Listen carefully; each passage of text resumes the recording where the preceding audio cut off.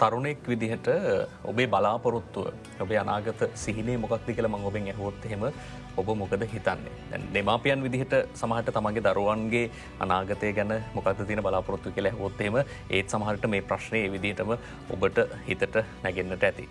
ඉතින් හැමෝම බලාපොරොත්තු වෙන්නේ ලස්සන ජීවිතයක්, සුන්දරව ජීවත් වෙන්න, හොඳ රැකියාවක් කරන්න, ඉතින් හොඳට කාටවත් අත නොපා ජීවත් වෙන එක තමයි බලාපොරොත්තු වෙන්නේ. හැබැයි එහෙම ජීවත් වෙන ගමනට විශාල බාධාවක් වෙන්නට පුළුවන් යම් කිසි කෙනෙක් මත්ද්‍රව්‍යයකට ඇබ්බැහි වුණොත් එහෙම, මත්ද්‍රව්‍යයකට යොමු වුණොත් එහෙම. ඒ පුද්ගලයා විතරක් නෙවෙයි, මුළු පවුලම වටේ ඉන්න හැමදෙනාම මේ සියලු දෙනාම පීඩාවට ලක් වෙනවා. රටක් විදිහට අපිත් පීඩාවට ලක් වෙනවා සියලු දෙනා. මොකද හේතුව මේ පිරිස වෙනුවෙන් මේ පිරිස නඩත්තු කරන්නට, ඒ වගේම මේ පිරිස හරහා සිදුවන සමාජ හානිය සමහර විට අපිට ආපස්සට හරවන්නටත් අමාරුයි. අපි හැමදාම කතා කරනවා මත්ද්‍රව්‍ය නවත්තන්නට ඕනේ, මත්‍රකුසකෙන් අපේ තරුණ ප්‍රජාව, අපේ දරුවෝ බේර ගන්න ඕනේ කියලා. ඉතින් අද දවසේ අපි හිතුවා මේ ගැන ටිකක් සවිස්තරව කතා කරන්න. මොකද මත්ද්‍රව්‍ය වලින් ගැලවෙනවා කියන කාරණාව කතා කරද්දී පුනරුත්ථාපනය කියන්නේ ඊටාම වැදගත්, අපිට කතා නොකරම බැරි මාතෘකාවක් බවට පත් වෙලා තියෙනවා. අපි අද මේ ගැන ටිකක් සවිස්තරව කතා කරනවා. අපි ආරාධනා කළා පුනරුත්ථාපන කොමසාරිස් ජෙනරාල්තුමන්ට, බ්‍රිගේඩියර් එම් ශිරාන් අමිත් මැතිතුමන්ට. එතුමන් පුනරුත්ථාපන කාර්යාංශය නියෝජනය කරන්නේ මහජන ආරක්ෂක සහ පාර්ලිමේන්තු කටයුතු අමාත්‍යාංශය යටතේ තමයි මේ පුනරුත්ථාපන කාර්යාංශය ක්‍රියාත්මක වෙන්නේ. ඒ වගේම අපි ආරාධනා කළා අන්තරායකර ඖෂධ පාලක ජාතික මණ්ඩලයේ සහකාර අධ්‍යක්ෂකතුමිය නිලානි අලුත්ගේ මහත්මිය. අපි එතුමියන්වත් බොහොම ගෞරවයෙන් පිළිගන්නවා. ආයුබෝවන්. අපි අවුරුදු ගානක් තිස්සේ මේ පුනරුත්ථාපනය ගැන කතා කරනවා. මේ මත්ද්‍රව්‍ය වලින් අපේ තරුණයෝ කොහොමද ගලව ගන්න කියලා කටයුතු කරනවා. දැන් මේ සඳහා තියෙන ප්‍රධානම රාජ්‍ය ආයතන දෙක තමයි ඔබ දෙපළ නියෝජනය කරන්නේ. මම මුලින්ම මෙහෙම ඇහුවොත් දැන් අපි අවුරුදු ගානක් තිස්සේ මේ ගැන කතා කළා. දැන් මේ මත්ද්‍රව්‍ය වැටලීමට රජය අපි දකින්න ලොකු අවධානයක් යොමු කරලා තියෙනවා. දැන් පසුගිය වසර වලට සාපේක්ෂව 2025 අවුරුද්ද ගත්තොත් එහෙම කීප ගුණයකින් මේ අත්අඩංගුවට ගැනීම වැඩි වෙලා තියෙනවා. ඒ මත්ද්‍රව්‍ය භාවිතා කරන අය එහෙම නැත්නම් සමාජයේ බිම් මට්ටම ගත්තොත් එහෙම භාවිතා කරන පිරිස ඒකෙන් මුදව ගන්න හරි අමාරුයි. දැන් මේ සඳහා කොච්චර අවධානයක් අපි දීලා තියෙනවද? මුලින්ම මම හිතන මේ පුනරුත්ථාපන කාර්යාංශය ගැන එහි පසුබිම ගැනත් මම යම් ප්‍රමාණිකව කියන්න ඕනේ කියලා මට හිතෙනවා. පුනරුත්ථාපන කාර්යාංශයේ පුනරුත්ථාපන කටයුතු ඇත්තම දශක 3ක විතර අධික කාලයක අත්දැකීම් බහුල ආයතනයක්. මුලින්ම LTT සමාජිකයන් පුනරුත්ථාපනය කරා. පසුව 2013 ඉඳලා මේ මත්ද්‍රව්‍යයට භාවිත වෙච්ච ඇබ්බැහුවන් අපි පුනරුත්ථාපනය කරන්න පටන් ගත්තා. එදා ඉඳලා මේ දක්වා 12500කට ආසන්න සංඛ්‍යාවක් පුනරුත්ථාපනය කරලා තියෙනවා. ඒ වගේම තමයි ඒකෙන් 9800ක් සමාජගත කරලා සම්පූර්ණයෙන් පුනරුත්ථාපනය කළා. ඉතින් බාරදුර වගකීමක් අපේ ආයතනයට තියෙනවා. ඔබතුමා කිව්වා වගේ රටම එකට මේ ජනාධිපතිතුමාගේ මේ වැඩසටහනේදී ඒක නොවැම්බර් මාසයේ වගේ පටන් ගන්න. එදා ඉඳන් මේ දක්වා 550කට ආසන්න සංඛ්‍යාවක් දැනට පුනරුත්ථාපනයට මේ ප්‍රතිඵලයක් ඇටියට ඇවිල්ලා තිනවා. ඒකට සාපේක්ෂව 2024 ගත්තොත් එහෙම ඒකෙන් භාගයටත් වඩා අඩුයි. ඉතින් ඒ හින්දා මමත් දකිනවා යම් ප්‍රවණතාවයක් මේ නිලධාරීන් සහ සමාජය අතර යම්කිසි මේකේ උද්‍යෝගයක් ඇති වෙලා තියෙනවා. මේකෙන් යමක් කරනවා කියන්නේ. දැයි මම දැන් නිලානි මහත්මියගේ පැත්තට හැරුණොත් එහෙම දැන් ඔබතුමිය තමයි බාහිර සේවා අංශයේ අධ්‍යක්ෂිකාව. දැන් ඇත්තටම මොකද්ද මේ බාහිර සේවා අංශය කියලා කියන්නේ? දැන් අපි දන්නවා අන්තරායක ඖෂධ පාලක මණ්ඩලය කියන්නේ විශාල මෙහෙවරක් කරන ජාතික මෙහෙවරක් කරන ආයතනය. මේ බාහිර සේවා අංශය ගැන පොඩ්ඩක් කතා කළොත්. ඔව් සඳලි, ඇත්තටම අන්තරායක ඖෂධ පාලක ජාතික මණ්ඩලය කියලා කියන්නේ රටේ මත්ද්‍රව්‍ය නිවාරණ ප්‍රතිකාර පුනරුත්ථාපනයේ සම්බන්ධයෙන් කටයුතු කරන ජාතික ආයතනය. ඒ වගේම තමයි තවත් මත්ද්‍රව්‍ය නිවාරණය ප්‍රතිකාර පුනරුත්ථාපනයට අමතරව තවත් තාක්ෂණිකාංශ ගණනාවක් යටතේ ක්‍රියාත්මක වෙනවා. විශේෂයෙන්ම මත්ද්‍රව්‍ය සම්බන්ධ විද්‍යාත්මක සාම්පල, විශේෂයෙන්ම මුත්‍රා සාම්පල වගේ චෙක් කරන රසායනාගාරයක් තියෙනවා අපේ. ඒ වගේම තමයි පර්යේෂණ පවත්වන්න, සමාජ විද්‍යාත්මක පර්යේෂණ පවත්වන්න පර්යේෂණාංශයක් වෙනම තියෙනවා. ඒ වගේම මේ පෞද්ගලික මධ්‍යස්ථාන, විශේෂයෙන්ම මේ රජයේ ක්‍රියාත්මක වෙන මේ මධ්‍යස්ථානවලට අපේ අමතරව පෞද්ගලික අංශයටත් විවෘත වෙනවා. පුද්ගලයෙකුට හැකියාවක් තිබෙනවා ප්‍රතිකාර පුනරුත්ථාපනය සඳහා මධ්‍යස්ථාන ආරම්භ කරන්න. ඒ සඳහා අධීක්ෂණය සහ නියාමනය කිරීම. ඒ වගේම රටට ගේන පූර්වජ රසායනයන් අපි කියන්නේ ප්‍රීකස විවිධ රසායනිකයන් ගේනවා විවිධ ද්‍රව්‍ය නිෂ්පාදනය සඳහා මේ ද්‍රව්‍යයන් ඒ රටට ගෙනෙන රසායනික ද්‍රව්‍යයන් විශේෂයෙන්ම නියාමනය කරන්න අධීක්ෂණය කරන්න ආයතනයේ විදිහටත් කටයුතු කරනවා. අපි ඒ ගැන තමයි පහුගිය දවස්වල කතා කරේ අයිස් මද්‍රව්‍ය නිපදවන්න. අන්න හරි. ඔව්. ඒකත් එක්ක බාහිර සේවාංශය කියලා කියන්නේ මම එහි සහකාර අධ්‍යක්ෂකවරිය විදිහට වැඩ කරනවා. ඇත්තටම සඳලී බාහිර සේවාංශයෙන් තමයි දැන් මේ මද්‍රව්‍යයකට ඇබ්බැහි වෙච්ච කෙනෙක් කොයි වෙලාවකවත් කියන්නේ නැහැනේ මම මේ මද්‍රව්‍යයට ඇබ්බැහි වෙලා ඉන්නේ.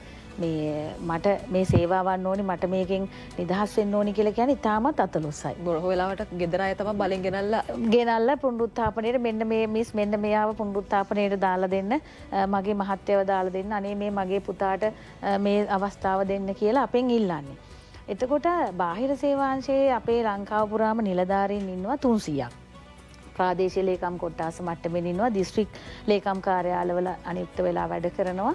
එතකොට මේ නිලධාරීන් අර කියන ගොඩක් වෙලාවට මත්ද්‍රව්‍යයක් භාවිත කරනවා කියන එක Tamanට ප්‍රශ්නයක් නැති. ඒ කියන්නේ ගොඩක් වෙලාවට මේ අය මේක අපිට ගැටලුවක් වුණාට එයාලට ගැටලුවක් නෙමෙයි. සමහර මේ ප්‍රශ්නේ ඉන්නේ ඍජුව නෙමෙයි වක්‍රව. ඍජුව නෙමෙයි වක්‍රව ඉන්නේ. ඉතින් ඒ නිසා අපට අර බාහිර සේවා නිලධාරියෙක් නිතරම කරන්නේ අර අපට රීච් කරගන්න අපහසු. අපේ ළඟට එන්නේ නැති පුද්ගලයෙක් ළඟට ගිහිල්ලා එයාව ප්‍රතිකාරයට නැඹුරු කර ගැනීම තමයි පළවෙනි කාර්යය වෙන්නේ. දැන් විශේෂයෙන්ම මේ කොළඹ දිස්ත්‍රික්කයේ අපේ මේ සංඛ්‍යා ලේඛන දත්ත අනුව ගත්තාම කොළඹ දිස්ත්‍රික්කය තමයි මේකේ අධි අවදානම දිස්ත්‍රික්කය බවට පත් වෙන්නේ. පළාත විදිහට ගත්තොත් බස්නාහිර පළාත. එතකොට දැන් සඳලි දන්නවා නිලුපුල් දන්නවා දැන් ඔය අඩු ආදායම්ලාභී ඔය මහල් නිවාස සංකීර්ණ තියෙන ප්‍රදේශ. එතකොට මේවට මේ වගේ ගොඩක් මද්‍රව්‍ය භාවිත කරන ජනගහනයක් ඉන්නවා. භාවිත කරන තරුණ කණ්ඩායම් ඉන්නවා. ඒ වගේම අධ්‍යවදානම් ළමයින් කණ්ඩායමකුත් ඉන්නවා. එතකොට මේ කණ්ඩායම් ඇත්තටම ඇඩ්‍රස් වෙනවා අඩුයි.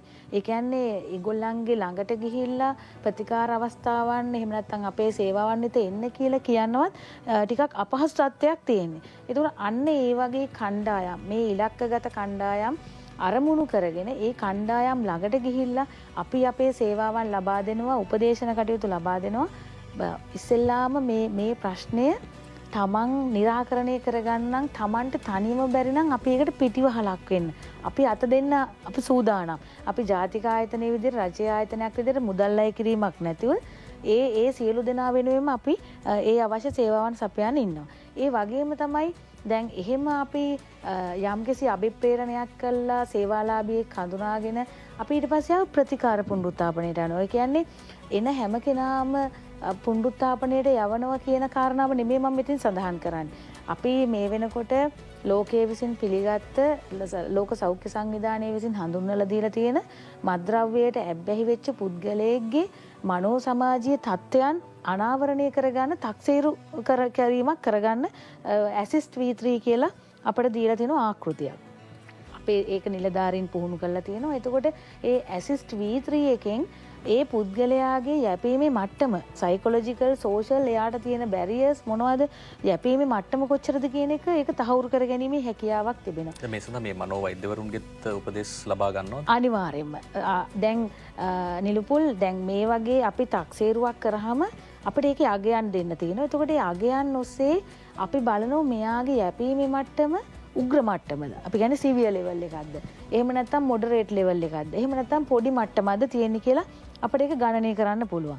ඒ ගණනය කිරීමෙන් පස්සේ සමහර වෙලාවට අර නිලපුල් කිව්වා වගේ මත්ද්‍රව්‍ය භාවිතය නිසාම පුද්ගලයෙකුට මානසික රෝගාබාධ වැළඳීමේ අවදානමක් තියෙනවා. අපි කියනවා සහජනනීය අක්‍රමතා කෝකරින් ඩිසෝඩර් කියලා පාර්ට් එකක් තියෙනවා. ඒ කියන්නේ මත්ද්‍රව්‍ය භාවිත කරපු කෙනෙකුට යම් යම් මානසික රෝගාබාධ වැළඳීමේ ප්‍රවණතාවයක් තිබෙනවා. විශේෂයෙන්ම විෂාදය වෙන්න පුළුවන්, දීද්‍රවාක්‍රමතාවය වෙන්න පුළුවන්, බින්නෝන්මාදය වෙන්න පුළුවන්. මේ වගේ අර අපි කියන්නේ මේ සයිකොටික් කාණ්ඩේ. ඒ කියන්නේ සයිකෝෂී ආබාධ තත්ත්වයන් ගොඩක් වෙලාවට ඇති වෙන්න පුළුවන්. අන්න එහෙම වුණාම අපි ඒ සේවාලාභිය අනිවාර්යයෙන්ම මනෝවෛද්‍ය සායනයක් වෙත යොමු කිරීම සිද්ධ කරනු ලබනවා. මොකද ඒක මනෝවෛද්‍යවරුන්ගේ මැදිහත් වීම ඉතාමත් අත්‍යවශ්‍ය වෙනවා ඒ කටයුතු සිද්ධ කරන්න.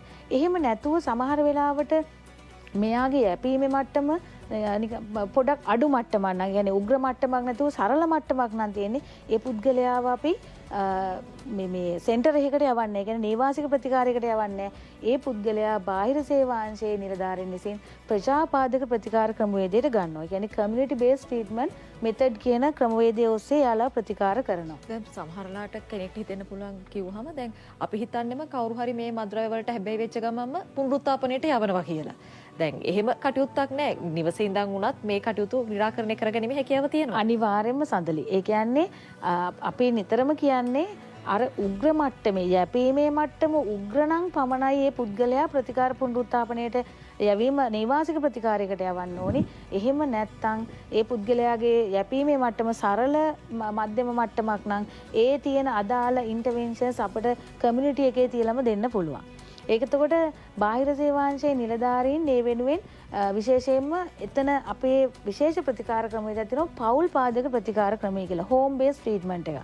එතකොට මේ පුද්ගලයා වෙන කොහෙවත් යවන්නේ නැහැ. තමන්ගේ පවුල ඇතුළෙම තියලා. හැබැයි අපි එතනදී එක නිර්ණායකයක් භාවිත කරනවා.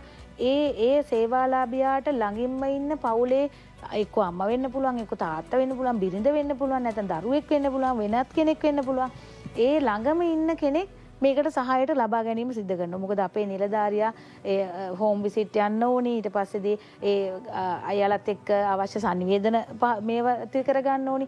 ඒ කාරණාත් එක්ක අපි ළඟම ඉන්න කෙනා ඒ සඳහා යොදා ගන්නවා. ඒතකොට හෝම් බේස් ට්‍රීට්මන්ට් එක යටතේ අපේ සේවාලාභීන් සංඛ්‍යාවක් මේ වෙනකොටත් 500කට ආසන්න සංඛ්‍යාවක් මේ වෙනකොටත් ලංකාවේ දිස්ත්‍රික්ක ප්‍රදේශ කේන්ද්‍ර කරගනිමින් පුනරුත්ථාපනයේ ඉන්නවා. ඒ වගේම තමයි මධ්‍යස්ථාන ගත වෙලා මාස 3ක් වෙන්න පුළුවන්, මාස 6ක් වෙන්න පුළුවන්. විශේෂයෙන්ම අපේ මධ්‍යස්ථානවල මාස 3යි, මෙතුමන්ලගේ මාස 6ක ප්‍රතිකාර ක්‍රමවේදයක් ක්‍රියාත්මක වෙන්නේ.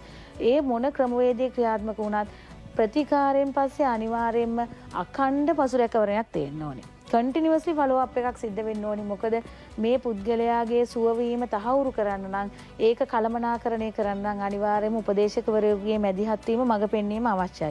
දැන් අපි මේක නැත්තරම සවිස්තරව කතා කරන්න අවශ්‍යයි. දැන් ඔබටත් හිතෙනවා ඇති මේ පුනරුත්ථාපනය කියන්නේ නිකන් වචනයක් වුණාට සමහරලාට මේකේ විශේෂීතාම පුළුල් කියලා දැනටමත් අවබෝධ වෙන්නට ඇති. මොකද මේක ප්‍රජා මට්ටමෙන්, ඒ වගේම කාර්යාංශවල මට්ටමෙන්, නේවාසිකව මේ සියලු කාරණාත් එක්ක අපි පුනරුත්ථාපන කටයුතු සිදු කරන්න ඕනේ. දැන් බ්‍රිගේඩියතුමන්ට මම අවධානය යොමු කරොත් එහෙම දැන් ඔබතුමන් ඉන්නේ මේ පුනරුත්ථාපන කාර්යාංශය නියෝජනය කරමින්. දැන් ඔබතුමන්ගේ අත්දැකීමට අනුව මේ ඇබ්බැහි වූෙක් ඔබ දකින්නේ කොහොමද? දැන් මේ පුනරුත්ථාපනය සඳහා යොමු වෙන කෙනෙක්ව අපි කොහොමද හඳුනාගන්නේ සහ මේ ඇබ්බැහි උන එක අපි කොයි විදිහටද මේක නිර්වචනය කරගන්නේ? මගේ කාර්යාංශයේ දැන්ට ක්‍රියාපිළිවෙත මම සඳහන් කරන්න අවශ්‍යයි. මොකද ඒකේ ප්‍රධාන වශයෙන් මේ රටේ ඇවිල්ලා පුනරුත්ථාපනය ලබා දිය යුතුයි කියන නීතිය වශයෙන් පිළිගන්න ඕනම පුද්ගලයෙක් ඇවිල්ලා නීතියෙන් කියනවනේ යාට පුනරුත්ථාපනය ලබා දෙන්න ඕනේ කියලා අපේ කාර්යාංශය බැඳිලා ඉන්න යාව පුනරුත්ථාපනය කරන්න. ඒක උදෙක් මද්ද්‍රව්‍යයට ඇබ්බැහි පුද්ගලයන් පමණක්ම යුතුත් නැහැ. නමුත් මේ අවස්ථාවේදී තියෙන අභියෝගය ඇවිල්ලා මේ රටේ ඇවිල්ලා එහෙම නැත්නම් ලෝකෙත් අභියෝගය ඇවිල්ලා තියෙන මද්ද්‍රව්‍යයට ඇබ්බැහි පුද්ගලයෝ තමයි පුනරුත්ථාපනය කරන්න අවශ්‍ය වෙලා තියෙන්නේ. ඒ හින්දා විශාල ප්‍රමාණයක් දැන් එන්නේ ඇවිල්ලා අපිට එන්නේ ඇවිල්ලා මද්ද්‍රව්‍ය පුනරුත්ථාපනය සම්බන්ධයෙන්. ඉතින් මේකෙදී එනකොට ඇවිල්ලා වැඩිපුර මගේ ළඟට එහෙම නැත්නම් මගේ කාර්යාංශයට වාර්තා කරන්න ඇවිල්ලා අධිකරණ නියෝග මගින් දෙන පුනරුත්ථාපනයට භාජනය කළ යුතුයි කියන තීරණය ගැනීමේ මේ පසුබිම මත තමයි කට්ටිය ඉන්නේ. ඒ වගේම තමයි අපේ පනතේ තියෙනවා 2023යි අංක 2 කියන පනතේ තියෙනවා ස්වේච්ඡාවෙන් කවුරු පුනරුත්ථාපනය ඉල්ලා සිටිනවා නම් ඒ තැනත් තවත් පුනරුත්ථාපනය කරන්න කියලා. ඒ හින්දාත් අපි අවකාශ දීලා තියෙනවා. ඉතින් මේ අපේ කාර්යාංශය ඇවිල්ලා දැනට මධ්‍යස්ථාන 3ක් තියෙනවා. එකක් ඇවිල්ලා වවුනියාවේ සාරංගා මේ පුනරුත්ථාපන මධ්‍යස්ථානේ. ඇත්තටම පුනරුත්ථාපනයට භාජනය වෙන්නේ අවුරුදු 18ට 25ත් අතර තරුණ කට්ටිය. ඊළඟට මේ කන්දකාඩු පොළොන්නරුව දිස්ත්‍රික්කයේ ඒකේ අවුරුදු 25ට වැඩි සියලුම කට්ටිය මේ පුනරුත්ථාපනය ලබන. ඊළඟට තියෙනවා සේනපුර මේ තෘතීය හා වෘත්තීය සාක්ෂරතා පුහුණු මධ්‍යස්ථානය. ඒකෙදී ඇවිල්ලා පුනරුත්ථාපනය වගේම ඒතෙන්දී වෘත්තීය පුහුණුවත් අපි ඒ කට්ටියට ලබා දෙනවා. අවුරුදු මාස 6 ඇවිල්ලා ගොඩක් වෙලාට මේ බෙදෙන්නේ මේ ආකාරයට. ඒ වගේම තමයි ස්වේච්ඡාවෙන් එන කට්ටියටත් අපි අවකාශ ලබා දීලා තියෙන සේනපුර. එතන 100කට විතර පහසුකම් තියෙනවා. දැන්ටත් කට්ටිය ඇවිල්ලා ඉන්න ස්වේච්ඡාවෙන් කෝල් කරලා කිව්වා වගේ නිලානි මහත්මිය කිව්වා වගේ අපිට කතා කරලා අමතලා අපිට ඒ පුනරුත්ථාපන ලබා දෙන්න ඕන පිරිස අපේ ළඟට එනවා. ඒ වගේම තමයි ඒ කට්ටිය ඒ පුනරුත්ථාපනයට භාජනය වෙනකොට යම් තක්සේරුවක් කරනවා. ජනනි මහත්මයාත් කිව්වා වගේ ඒ තක්සේරුවට භාජනය වෙන්නේ ඇල අපේ ක්‍රියාපිළිවෙලක් තියෙනවා. පළවෙනි ජීව මනෝ සමාජීය ක්‍රියාපිළිවෙතක් ඒක තමයි අපි ගේට්වේ එකක් හැටියට මේකෙදි යූස් වෙන්නේ. මේ ප්‍රවිෂ්ඨ වෙන්නේ පුනරුත්ථාපනයට. ඒකෙදි පළවෙනියට අපි සංකල්ප තුනක් මත තමයි ඒක රඳාපවතිලා තියෙන්නේ. ඒක තමයි කුළුණු තුනක් හැටියට අපි සලකන්නේ. ඒකෙදි පළවෙනි දේ තමයි ඇටිටියුඩල් එයාගේ චේන්ජ් එකක් ඇති කරන්න. ඒ කියන්නේ මේ එයාගේ තියෙන ආකල්ප මත්ද්‍රව්‍ය වටා ගෙතිලා තියෙන යම්කිසි විශ්වාසයක් එයාගේ තියෙනවා නම් හදාගත්ත ලෝකයක් ඒකේ චේන්ජ් එක. ඊළඟට පර්සනල් ඩෙවලොප්මන්ට් එක. පුද්ගලයාව අපි වැඩි දියුණු කරනවා. එයාගේ පෞරුෂය මේ එයාට යම් ශක්තියක් දෙනවා. එයාගේ තියෙන දුර්වලතා හඳුනාගෙන එයාට යම් ශක්තියක් එයාගේ අඩුපාඩු පෙන්නලා එයාව වැඩි දියුණු කරනවා. ඊළඟ එක තමයි බිහේවියරල් චේන්ජ් එක. එයාගේ දෛනික චර්යාවන් කොහොමද අපි වැඩි දියුණු කරන්නේ, කොහොමද අපි වෙනස් කරන්නේ? මොකද මත්ද්‍රව්‍ය වලට ඇබ්බැහි වුණාට පස්සේ ගොඩාක් වෙලාවට මේ පුද්ගලයෙක් ගියාවිලා මේ චර්යාව වෙනස් වෙනවා. සාමාන්‍ය පුද්ගලෙක් නෙමෙයි යා. ඒ හින්දා තමයි සමාජය වුණත් එයාව බොහොම කෙටියෙන් අඳුනගන්නේ මෙයා මත්ද්‍රව්‍යයට ඇබ්බැහිච්ච පුද්ගලයා. මෙයාගේ බිහේවියර් එක චේන්ජ් වෙලා. එයාගේ මේ චර්යාව වෙනස් වෙලා. ඉතින් චර්යාව නිවැරදි කිරීම තමයි මේ කියන කුළුණු තුන. එහෙම නැත්නම් මේ තියෙන සංකල්ප තුන තමයි අපි පුනරුත්ථාපන ක්‍රියාවලියේදී ඇවිල්ලා කෙනෙක් පුද්ගලෙක් භාජනය වෙන්නේ. එතකොට මම මේ කියවපු කරුණු තුන ඇවිල්ලා අපි ඒක ක්‍රියාත්මක කරන්නේ අපි ඇවිල්ලා එයාව තක්සේරුවකට ගත්තට පස්සේ. ඉතින් මාස 6ක තමයි පුහුණු. එහෙම නැත්නම් මේ පුනරුත්ථාපන කාල සීමාව. මේ මාස 6 ඇවිල්ලා බෙදලා යනවා මේ කියන සංකල්ප තුනේ තියෙන අඩංගුව කාරණා පදනම් කරගෙන තමයි ඒ තියෙන දේවල් අපි ක්‍රියාත්මක කරන්නේ. ඉතින් ඒකෙදි ඇවිල්ලා මේ ගොඩාක් සාර්ථක වෙච්ච අවස්ථා තියෙනවා. සමහර මම ඔබතුමාට එක උදාහරණයක් කිව්වොත් එහෙම සමාජගත කරනකොට ඇවිල්ලා සමහර පුද්ගලයන් ඇවිල්ලා ඥාතීන් දෙමව්පිය ඇවිල්ලා නැවතේ තරුණය ඇවිල්ලා අත ගහලා බලන මේ ගිය ළමයාද මේ නැවත ආවි කියලා.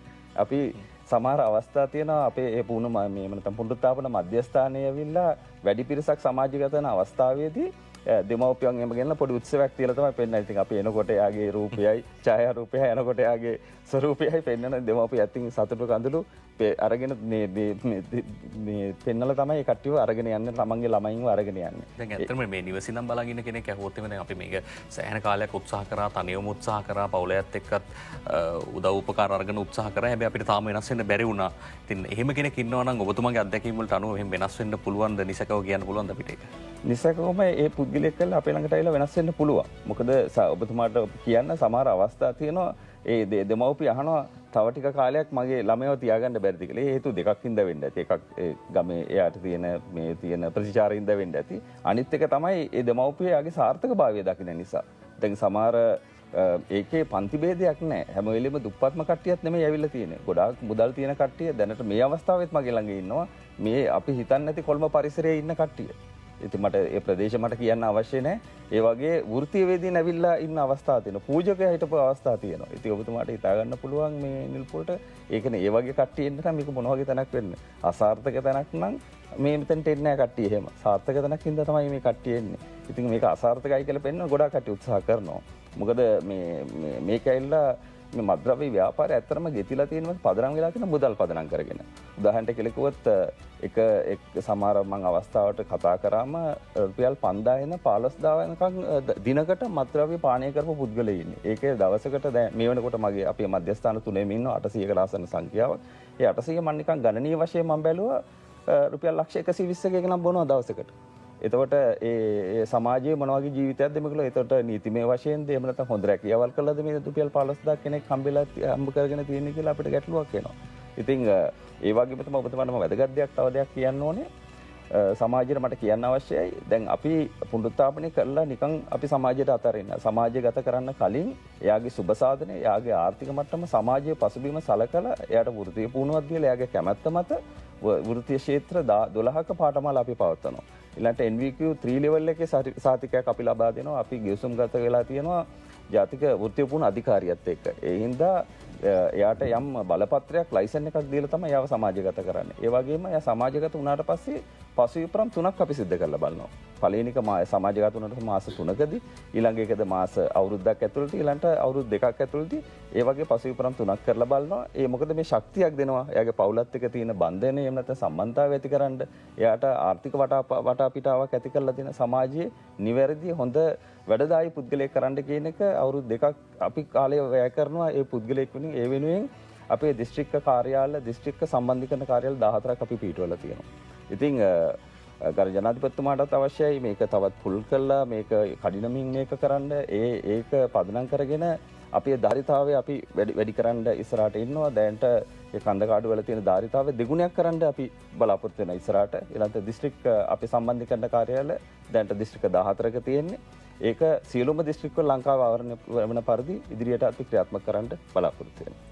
දැන් නිලානි මහත්මියගෙන් මට මෙහෙම කාරණාවක් දැන් මේ සාකච්ඡාව අතරතුරදී අපිට ඇහිච්ච වචනේ තමයි මේ ඇබ්බැහි වීම. ඇඩික්ෂන් කියන වචනේ. දැන් මේ කාරණාවේදී ඇත්තටම මේ ඇබ්බැහි වීම කියන්නේ මොකක්ද? සමහරලාට කෙනෙක්ට හිතෙන්න පුළුවන් මේක පුරුද්ද නිසා වෙන. අපි සාමාන්‍යයෙන් නිර්වචනය කරන්නේ පුරුද්ද කියන එකනේ. නැත්තම් මේක මානසික හෝ කායික වශයෙන් නැතිවෙන දෙයක්ද? කොහොමද ඔබතුමී නිර්වචනය කරන්නේ මේක? ඔව් සඳලි. ඇබ්බැහිය කියන එක දැන් අපි කතා කරන්නේ මෙතන එක විශේෂ කාරණාවක් විදිහට මත්ද්‍රව්‍ය සම්බන්ධයෙන් විතරයි. නමුත් තව දේවල් ඇබ්බැහි වෙන දේවල් තියෙනවා. විශේෂයෙන්ම දැන් තරුණ ළමයි ස්ක්‍රීන් ඇඩික්ෂන් කියන ඒවා, ෆෝන් ඇඩික්ෂන්, ගේම් ඇඩික්ෂන් වගේ ඔය වගේ දේවල් තිබෙනවා. දැන් ඩ්‍රග් ඇඩික්ෂන් වලදී ඇත්තටම අපි කතා කරන්නේම මෙතෙන්දී ඇබ්බැහියක් දක්වා කෙනෙක් දැන් අපි උදාහරණයක් විදිහට කිව්වොත් අපි අද පුද්ගලයෙක් මත්ද්‍රව්‍ය භාවිත කරනවා. හැබැයි අපි හෙට කියන්නේ අය පුද්ගලයා ඇබ්බැහියට පත්වෙච්ච කෙනෙක් කියලා කියන්නේ නැහැ. ඇබ්බැහියක් දක්වා යන්න අදියර 4ක් තියෙනවා. සාමාන්‍යයෙන් මත්ද්‍රව්‍යයක් පළමුවරට සඳලි ගන්න පුද්ගලයෙක් අත්හදා බලන්න. එයාගේ තියෙන කුතුහලය, එහෙම නැත්නම් එයාගේ තියෙන යාළුවොත් එක්ක තියෙන ගැද වෙච්ච එකක්, එකතු වෙච්ච අවස්ථාවකදී මොනවා හරි ඒ වගේ මනෝ සමාජීය සාධකයක් නිසා තමයි පළමුවරට මේ වගේ ද්‍රව්‍යයක් භාවිත කරන්නේ. එimhe භාවිත කරාට පස්සේ ඊට පස්සේ අවස්ථානුකූලව භාවිත කරන්න පටන් ගන්නවා. ඒ කියන්නේ සමහර පාටිස් වෙන්න පුළුවන්. ඒ වගේ විශේෂ අවස්ථාවන් මූලික කරගෙන මත්ද්‍රව්‍ය භාවිත කරන්න මේ පුද්ගලයා පෙළඹෙනවර පළවෙනි අවස්ථාව ගත්ත එක අත්දැකීම කරගෙන. එතකොට මේ හැම එකක්ම ගැනීමේ ප්‍රධාන පරමාර්ථය බවට පත් වෙන්නේ සඳලි මේ පුද්ගලයන්ට සතුට කියන කාරණාව. අවසානයේ ඒකේ තියෙන ප්ලෙෂර් කියන කාරණාව. ඒ කියන්නේ යම්කිසි සතුටක් දනවන අවස්ථාවක් ඒ පුද්ගලයා විසින් වැරදි ඉගෙනීමක් ඇති කරගන්නවා, ලර්න් කරගන්න දෙයක් කරගන්නවා. මේ මත්ද්‍රව්‍ය නැත්තම් අපිට මෙතන සතුටු වෙන්න බෑ කියලා. අන්න ඒ විදිහට ඔය මුල් අවස්ථාවේ භාවිත කරනවා, ඊට පස්සේ අවස්ථානුකූල භාවිත කරනවා. ඊට පස්සේ තමයි අවසානයේදී මේක මෙයාට ඔරොත්තු දෙන සහ මේක ඒ කියන්නේ සමහර වෙලාවට දැන් එයාට අවස්ථානුකූලව භාවිත කරපුණා ටික දවසක් යනකොට මේක දෛනිකව භාවිත කරන්න අවශ්‍ය වෙනවා. ඩේ ටු ඩේ පාවිච්චි කරන්න පටන් ගන්නවා. එතකොට ඒ භාවිත කරන ප්‍රමාණය ක්‍රමක්‍රමයෙන් වැඩි කරනවා. දවසට එක සැරයක් භාවිත කරා නම් ඊට පස්සේ අවස්ථා 2ක් 3ක් භාවිත කරන්න පටන් ගන්නවා. ඒ මොකද අර උතන රසායනික ක්‍රියාවලියකුත් සිද්ධ වෙනවා. ඇත්තටම මේ ඇබ්බැහිය කියන්නේම කායික සහ මානසික වශයෙන් දෙආකාරයෙන්ම සිද්ධ වෙන කාරණාවක්. කායික ඇබ්බැහියක් තියෙනවා, මානසික ඇබ්බැහියක් තියෙනවා. කායික ඇබ්බැහියේදී මොළයේ ක්‍රියාකාරීත්වයත් එක්ක සම්බන්ධ වෙන කාරණාවක්. විශේෂයෙන්ම ඔබ දන්නවා ඩෝපමින් කියන ස්නායු සම්ප්‍රේෂකය මත්ද්‍රව්‍යත් එක්ක මොකද ඕනම පුද්ගලයෙක්ගේ මම ගොඩක් ඒක විස්තර කරන්නේ නැහැ මොකද වෛද්‍ය විද්‍යානුකූලව ගොඩක් ඒක කතා කරන කාරණාවක් නිසා ඩෝපමින් වැඩිපුර රිලීස් කරන්න පටන් ගන්නවා මේ සතුට දනවන කාරණාව. මොකද දැන් අයිස් වගේ මත්ද්‍රව්‍යයක් භාවිත කරාම සඳලි එයාගේ ඩෝපමින් ලෙවල් එක ගොඩාක් ඉහළට එසවෙනවා. ඒ කියන්නේ මත්ද්‍රව්‍ය වෙන කිසිම වෙනත් සතුට දනවන තමන්ගේ පවුල වෙන්න පුළුවන්, බිරිඳ වෙන්න පුළුවන්, වෙනත් කාරණාවක් වෙන්න පුළුවන්. එයාට ඒ ඩෝපමින් ලෙවල් එක ගන්න බෑ වෙනත් කාරණාවක් එක්ක. ඒ කියන්නේ මේ මත්ද්‍රව්‍යත් එක්ක ඒකට සමගාමීව තමයි ඒක ඉහළ යාම සිද්ධ වෙන්නේ. ඉතින් ඒ වගේ කායික වශයෙන් නැබ්බැහිවීමක් තිබෙනවා. ඊට සාපේක්ෂව මානසික වශයෙන් නැබ්බැහිවීම ඊට වඩා ප්‍රබල වෙනවා. මොකද පුද්ගලයෙක් ඕනම පුද්ගලයෙක්ගේ මානසික වශයෙන් ඒ කියන්නේ එයා කොච්චර දුරට මේකට යැපෙනවද මානසික මට්ටමින් යැපෙනවද කියන එක. ඒ කියන්නේ මෙන්ටැලිටි බොන්ඩ් එකක් මෙයා කොච්චර ඇති කරගෙන තියෙනවද කියන එක අපිට හිතා ගන්න පුළුවන් මත්ද්‍රව්‍ය භාවිත කරපු පුද්ගලයෙක් එක්ක කටයුතු කරනවා නම්. අද උදේ 8ට භාවිත කරනවා නම් කෙනෙක් 8ට ඒක භාවිත කරන්න බැරි වුණොත් පැයක් දෙකක් යනකොට ඒ පුද්ගලයාගේ අපහසුතාවය කොච්චරද සහ තවත් ඒ පුද්ගලයාට ආරංචියක් එන්න පුළුවන් අහවල් ප්‍රදේශ තියෙනවා කියලා. එතකොට අර එතන පොලිසියෙන් ඉන්නවද ඒ මොකුත් එයාට දැනෙන්නේ තේරෙන්නේ නැහැ. එයාගේ ප්‍රධාන ටාගට් එක වෙන්නේ අතෙන්ට ගිහිල්ලා කොහොම හරි තමන්ගේ අත්පත් කරගන්න එක මත්ද්‍රව්‍ය. ඒ අත්පත් කරගත්තට පස්සේ අර මේ එයාගේ තියෙන අර අපි කියන්නේ සික් එක කියන එක නෑ අතන. භාවිත කරන්නේ නැති වෙන්න පුළුවන්. අතේ තියාගත්තත් එයාට සික් පීරියඩ් එක නෑ. ඒ කියන්නේ මානසික වශයෙන් ලොකු බොන්ඩ් එකක් එයාට ඒ පුද්ගලයාට තියෙනවා. ඉතින් මේ කායික ඇබ්බැහියට සහ මානසික ඇබ්බැහියට දෙකටම අපේ ජෙනරල් තුමා කිව්වා වගේ බයෝ සයිකෝ සෝෂල් අප්‍රෝච් එකක් පාවිච්චි කරන්න ඕනේ. ජීව මනෝ සමාජීය ප්‍රතිකාරාත්මක මැදිහත් වීමක් භාවිත කළොත් පමණයි ඒ පුද්ගලයාගේ මේ ඇබ්බැහිය අපිට කඩන්න පුළුවන්. ඉන්නේ බැරි නෑ කරන්න පුළුවන්. හැබැයි සංකීර්ණයි වැඩේ. මොකද මේ පුද්ගලයා වටා තියෙනවා මානසික වශයෙන්, සමාජීය වශයෙන්, පාරිසරික වශයෙන්, ඒ පුද්ගලයාගේ පුද්ගල වශයෙන් ගත්තාම ලොකු කාරණා ටිකක් තියෙනවා. ඒ හැම කාරණාවකටම අපිට මෙතෙන්දී ඇඩ්‍රස් කරන්න ආමන්ත්‍රණය කරන්න සිද්ධ වෙනවා. අන්න ඒ කාරණා නිසා සංකීර්ණයි හැබැයි පුළුවන්. දැන් අපේ මම මේ වෙලාවෙම කියන්නම් සඳලි හෙට දවසේදී මේ රට මේකට ජනාධිපතිතුමාගේ මේ ජාතික වැඩසටහනත් එක්ක කෙටි කාලින ඒ කියන්නේ සමහර වෙලාවට සමහර සේවාලාභීන්ට ඇත්තටම මාස 3ක් ගිහිල්ලා ප්‍රතිකාරේ ඉන්න කාලය ඒ කියන්නේ කාලය පිළිබඳ ගැටලුවක් තියෙනවා. දැන් අපිට මාස 3ක් ප්‍රතිකාරය දෙන්න ඕන උනාට ඒ පුද්ගලයාට එයාගේ පවුලේ වෙන්න පුළුවන්. මොකද එයා ගියා කියන්නේ එයාගේ පවුල එක පැත්තකින් රැකෙන්න ඕනි. එයාගේ අනිත් කාරණාවන් ටික ඉෂ්ට වෙන්න ඕනි. එයාගේ රැකියාවක් කරනවා නම් රැකියාව ආරක්ෂා වෙන්න ඕනි. ඒතර මාස 3ක් ගියොතින් ඔය ටික ඔක්කොම අඩාල වෙන්න පුළුවන්. ඒ නිසා මේ ජාතික වැඩසටහන ඇතුලේ අපි සූදානම් කරලා තිබෙනවා ඒ අර අනාවරණ තක්සේරු කරගැනීමේ මට්ටමත් එක්ක මේ පුද්ගලයෝ කෙටි කාලින ප්‍රතිකාරයකට යොමු කරගන්න. එතකොට දවස් 14ක ප්‍රතිකාර ක්‍රමවේදයක් මේක ක්‍රියාත්මක වෙන්නේ. මේ වෙනකොට මිහින්තලේ සිවිල් ආරක්ෂක සේවා දෙපාර්තමේන්තු පුහුණු මධ්‍යස්ථානයේදී දැනටමත් ක්‍රියාත්මක කරලා තියෙනවා සේවාලාභීන්ට පුනරුත්ථාපනය කරන්න නොමිලේ සහ ස්වේච්ඡාවෙන් පැමිණෙන. ඒ වගේම හෙට දිනේදී අම්පාර දිස්ත්‍රික්කය කේන්ද්‍ර කරගනිමින් විශේෂයෙන්ම පහළලන්ද අම්පාර පහළලන්ද සිවිල් ආරක්ෂක සේවා පුහුණු මධ්‍යස්ථානයේදී ආරම්භ කරනවා. අම්පාර එතකොට ඌව පළාත කේන්ද්‍ර කරගනිමින් විශේෂයෙන්ම මද්ද්‍රව්‍යයට ඇබ්බැහි වෙච්ච පුද්ගලයෙක් ඉන්නවාද ඒ පුද්ගලයාට ඒ ප්‍රදේශය ඇතුළෙම ඒ ළඟම කිට්ටුම ප්‍රතිකාර මධ්‍යස්ථානයට සම්බන්ධ වෙලා මේ ප්‍රශ්නය ඔහුට निराකරණය කරගන්න අවශ්‍ය උපදේශන සේවාවන් මැදිහත් වීම දෙන්න අපි සූදානම් කරලා තිබෙනවා. ඉතින් ඔබට කරන්න තියෙන්නේ මේ අහගෙන ඉන්නවා නම් කවුරු හරි දන්න කෙනෙක් ඉන්නවා නම් 1927 ශනික දුරකථන ඇමතුම් අංකයට ඇමතුමක් ලබා දෙන්න. ඒ ඇමතුම හරහා සම්බන්ධීකරණ කටයුතු කරලා ඒ පුද්ගලයාව අදාළ ස්ථානවලට සම්බන්ධ කිරීම සිදු කරනු ලබනවා. ඒ වගේම ඉදිරියේදී තවත් සුමානයක් වගේ ඇතුළත අපි කල්පිටිය ප්‍රදේශෙත් මේ වගේ පුත්තලම කල්පිටිය දිස්ත්‍රික්කයේත් ආරම්භ කරන්න බලාපොරොත්තු වෙනවා. ලංකාව ඇතුලේ මේ වගේ ස්වේච්ඡාවෙන් ප්‍රතිකාර අවස්ථාවන් ලබා දීලා අපට අවශ්‍යතාවය තිබෙන්නේ ඇබ්බැහි වෙච්ච සංඛ්‍යාවක් ඉන්නවා ලංකාව ඇතුලේ දැනටමත්. ඒ නිසාම ඇති වෙච්ච සමාජ ආර්ථික ගැටලු ඇති වෙච්ච සමාජයක් තියෙන්නේ මේ. අන්න ඒ ප්‍රශ්නයෙන් निराකරණය කරගන්නම් මේ ඇබ්බැහි වෙච්ච කණ්ඩායම අපි ගලව ගන්න ඕනේ, මුදව ගන්න ඕනේ. දැන් මේ ඇබ්බැහිය ගැන කතා කරද්දී ඔබතුමිය සඳහන් කරා මේ සමහරවිට මේ ලැබෙන తాවකාලික සතුට වෙනුවෙන් තමයි මේ දේ මුලින් යමු වෙන්නේ. දැන් මුල් අවස්ථාවේ මේ දේවල් භාවිතා කරන කෙනෙක් සමහර විට අවස්ථානුකූලව භාවිතා කරන කෙනෙක් වෙන්න පුළුවන්. මුල් අධීරයේ මේක try කරලා බලන්න උත්සාහ කරලා බලන්න භාවිතා කරන කෙනෙක් වෙනවා. දැන් සමහරට මේගොල්ලෝ කෙලින්ම ස්වේච්ඡාවෙන් ප්‍රතිකාර වලට යොමු නොවන කණ්ඩායම වෙන්න පුළුවන්. සමහරට අර දීර්ඝ කාලයක් මේක භාවිතා කරලා දෛනිකව භාවිතා කරලා මේකේ ප්‍රතිවිපාක වින්දට පස්සේ තමයි කෙනෙක්ට තේරෙන්නේ අපි මම මේකෙන් ගැලවෙන්න ඕන කියලා. හැබැයි වැඩිපුර පිරිසක් ඉන්නේ අර මුල් අවදිවල. මේගොල්ලන් කොහොමද අපි මුදව ගන්න? ඒ සඳහා විශේෂ ක්‍රමවේදයක් තියෙනවද කියලා අපි කෙටියෙන් මතක් කරමු අවසාන වශයෙන්. ඔව් නිලුපුල් ඇත්තටම දැන් අර මම කිව්වා වගේ අර තක්සේරු කරණය හරහා අපට හැකියාව තිබෙනවා මේ පුද්ගලයා ප්‍රජාපාදක ප්‍රතිකාර ක්‍රමවේද. ඒ කියන්නේ ප්‍රජාව ඇතුළෙම තියලා හෝම් බේස් ට්‍රීට්මන්ට් එකේ තියලා ප්‍රතිකාර කරනවාද? එහෙම නැත්නම් වෛද්‍ය මැදිහත් වීම අවශ්‍ය නම් හොස්පිටල් ක්ලිනික්ස් වලට අපිට යොමු කිරීමේ හැකියාව තුන දැනටමත් ඒක කරනවා. ඊට අමතරව ওই දවස් කෙටි කාලින ප්‍රතිකාර ක්‍රමවේදය යටතේ පුනරුත්ථාපනය කරනවා. ඒ කෙටි කාලින ප්‍රතිකාර පුනරුත්ථාපනයේ ප්‍රමාණවත් නැත්තම් ඒකත් දීලා ප්‍රමාණවත් නැත්තම් ඒ පුද්ගලයන්ව අපේ මාස 3 ප්‍රතිකාරයට යොමු කිරීම සිද්ධ කරනු ලබනවා. අන්තරායකර ඖෂධ පාලක ජාතික මණ්ඩලය හෝ මෙතුමන්ලගේ ස්වේච්ඡා ප්‍රතිකාර පුනරුත්ථාපන තිබෙනවා.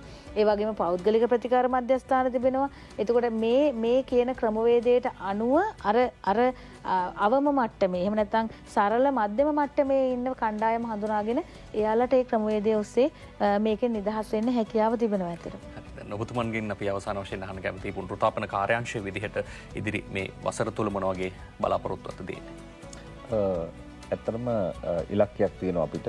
මොකද කෙටි කාලයක් තුළදී හැකි පමණ අයුරින් සමාජයේ දැනට මද්‍රව්‍ය උදුරේ මේ නියැලිලා ඉන්න මද්‍රව්‍ය වලට ඇබ්බැහි වෙලා ඉන්න තරුණ පිරිස ඇවිල්ලා මේ පුනරුත්ථාපනය කරලා සමාජගත කරලා ආර්ථිකයේ වුන් වැඩදායක පුරවැසියන් බවට එහෙම නැත්නම් මේ ශ්‍රමිකයන් හැටියට ආර්ථික වාසියක් ජාතික වශයෙන් අපිට ඇති කරගන්න තමයි අපේ ප්‍රධාන අරමුණ.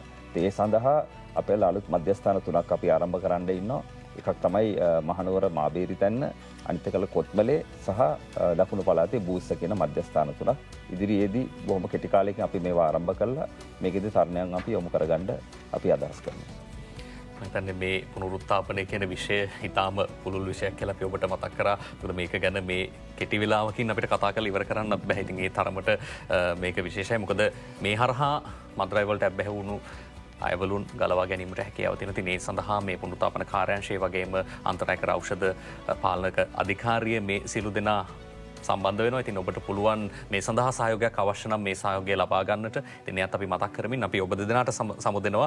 බෙහෙන්ව ස්තුතියි. පුනරුත්ථාපන කොමසාරිස් ජෙනරාල් තුමන් අද දවසේ සම්බන්ධ වුණා. පුනරුත්ථාපන කාර්යාංශය නියෝජනය කරමින් බ්‍රිගේඩියර් එම් ශිරාන් අමිත් මැතිතුමන් එතුමන්ටත් ස්තුතිවන්ත වෙනවා. ඒ වගේම අන්තරායකර ඖෂධ පාලක ජාතික මණ්ඩලයේ සහකාර අධ්‍යක්ෂකතුමිය අපි සම්බන්ධ කරගත්තා. නිලානි අලුත්ගේ මහත්මිය. ඔබතුමීටත් බෙහෙන්ව ස්තුතියි. අපි ඉදිරියේදී බලාපොරොත්තු වෙනවා මේක ගැන ටිකක් සවිස්තරව කතා කරන්න. මොකද මේ මාතෘකාව රටට ඉතාම වැදගත්. අපේ තරුණයෝ මද්‍රව්‍යෙන් ගලවා ගන්නට පුනරුත්ථාපනය කියන දේ අනිවාර්යෙන්ම සමාජගත වෙන්න ඕනේ.